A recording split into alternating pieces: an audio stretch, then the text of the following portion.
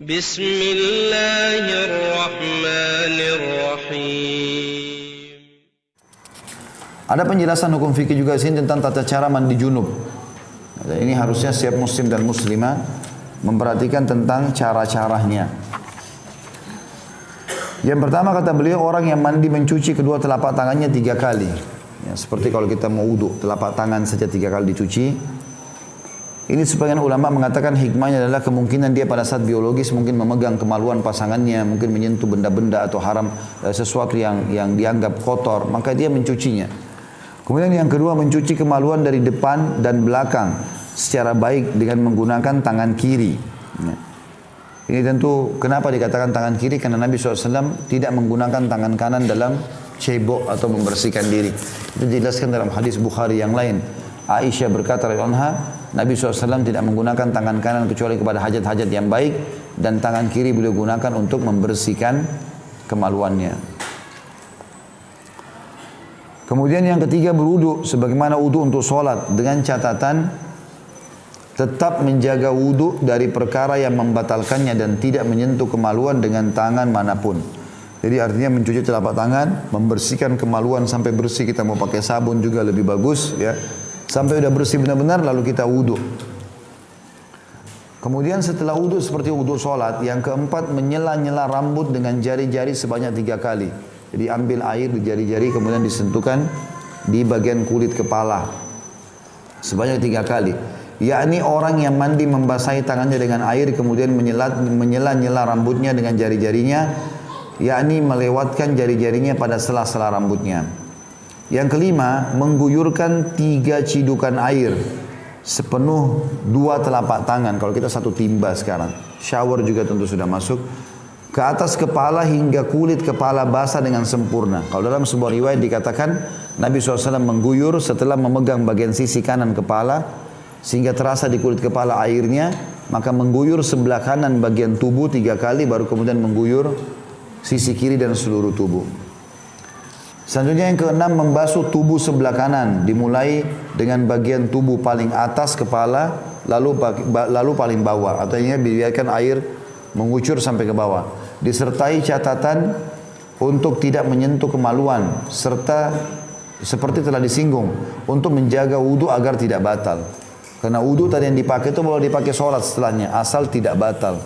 Tapi kalau setelah kita wudu, lalu kita mandi, lalu kita pakai sabun lagi, diletakkan di kemaluan tersentuh, maka batal wudu yang awal. Nanti kalau mau sholat dia harus wudu lagi. Yang ketujuh, membasuh tubuh sebelah kiri, dimulai dengan bagian tubuh paling atas, kemudian paling bawah.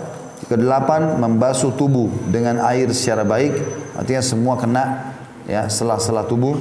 Dan yang terakhir, yang kesembilan adalah disertai catatan agar memperhatikan untuk mencuci ketiak, pusar dan belakang lutut. Ya. Ini tempat-tempat yang kadang-kadang tidak kena air, maka digosok di bagian ketiak. Di situ dijelaskan. Kemudian bagian pusarnya kan ada lubang, dikhawatirkan tidak kena air pada saat mandi junub sehingga mandi junubnya tidak sempurna. Kemudian juga bagian belakang lutut, ya, biasanya ada lipatan di atas betis, antara betis dengan paha belakang.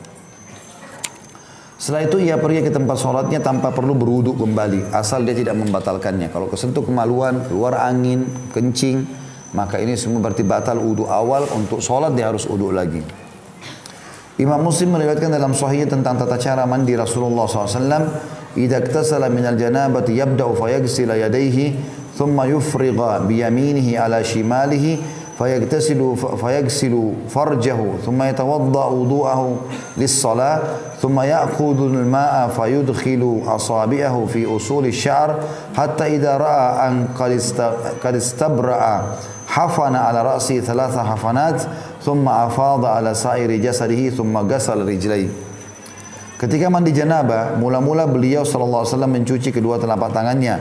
Lalu beliau menuangkan dengan telapak kanan atau dengan tangan kanannya pada tangan kirinya, lalu mencuci kemaluan. Maksudnya Nabi SAW ambil cidukan air dengan tangan kanan ditaruh ke tangan kiri yang mencebok kemaluannya. Sudah kita jelaskan tadi, kanan tidak boleh memegang kemaluannya. Setelah itu beliau berwudu seperti wudu untuk sholat. Kemudian mengambil air lalu memasukkan jari-jarinya pada akar-akar rambut hingga ketika merasa bahwa beliau sudah menyempurnakannya, maka beliau menciduk 3 kali cidukan dengan kedua telapak tangan untuk diguyurkan pada kepalanya, lalu mengguyur seluruh tubuhnya, lantas membasuh kedua kakinya. Tidak ada perbedaan antara laki-laki dan wanita mengenai tata cara mandi janabah. Muslim meriwayatkan dari Ummu Sulaim radhiyallahu anha, inni imra'atun ashuddu dhafra ra'si fa'anqudu li ghuslil janabah wa fi riwayatil haidati wal janabah qala la innama yakfiki an tahthiya ala ra'siki 3 hathayat thumma tufidina alaiki al-ma' fatathurin. Aku adalah seorang wanita yang biasa mengencangkan jalinan rambutku, maksudnya menguncirnya. Apakah aku harus melepasnya kalau aku mandi janabah? Kalau ada kunciran? Maka dalam satu riwayat, apakah aku harus melepasnya kalau aku dalam keadaan haid atau junub? Maka Nabi SAW menjawab, tidak perlu. Tapi cukup bagimu mengguyurkan pada kepalamu 3 kali cidukan, lalu kamu guyurkan air pada tubuhmu, maka kamu menjadi suci. Hadis ini riwayat Muslim di jilid 1 halaman 259. Jadi perlu dipahami juga ya, mandi junub ini ringan sekali. Bukan mandi yang berat seperti sering dibayangkan. Karena ada juga orang pada saat pasangannya ingin mengulangi biologis, dia nggak mau. Kenapa? Malas mandi. Ini bukan masalah malas mandi. Mandi mudah, bukan sulit. Jadi jangan selalu dibayangkan kalau saya tadi mandi, sekarang biologis lagi harus keramas lagi dengan sampo segala macam. Enggak. Pakai air, tadi sudah pakai sampo, sudah pakai sabun, sekarang mandi yang kedua ini mandi membasahi, syarat saja supaya junub itu bersih, bisa sholat gitu kan. Dengan tadi mengguyurkan sampai 3 timba air, ya dibahasakan dalam hadis ini.